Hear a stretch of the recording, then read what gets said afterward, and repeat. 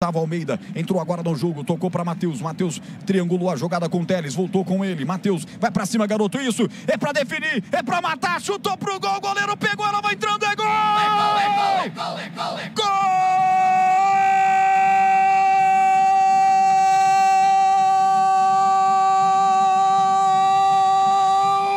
Da Ponte!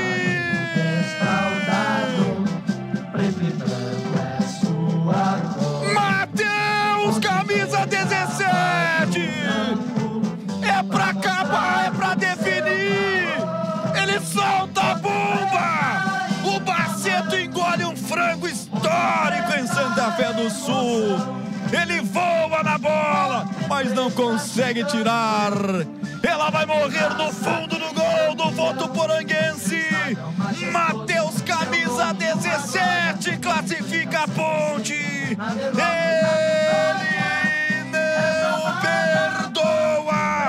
Matheus marca, na marca de 45, faz explodir o torcedor alvinegro. Fatal, letal, Matheus, você é o tal. Obrigado, Baceto, nunca te quis mal, nunca te critiquei. Obrigado, que colaboraçãozaça, que frangaço. Ponte 2, Votuporanguense nada, a Ponte está classificada, vai jogar a terceira fase. Mas que parto, hein? Nossa, vocês prepararam o remédio em casa? Que aqui no estúdio o negócio tá tenso. Mas agora com esse gol tudo fica mais leve, mais claro, mais calmo. Um domingo mais legal pra parte alvinegra campineira. O que vale é o detalhe, conta aí, Catarino.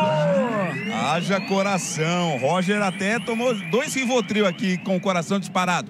Olha, a jogada do Matheus, né? Foi avançando, ninguém veio na marcação, ele decidiu chutar. Não foi tão forte assim, mas ia no canto. O goleirão Baceto foi, tocou na bola acreditando que ela iria pro fundo ou pra linha de fundo, mas foi pro fundo do gol, né? Uma falha do goleiro do Votuporanguense, o Matheus não tem nada a ver com isso. Decretou aí a classificação da Macaca, Ponte 2-0.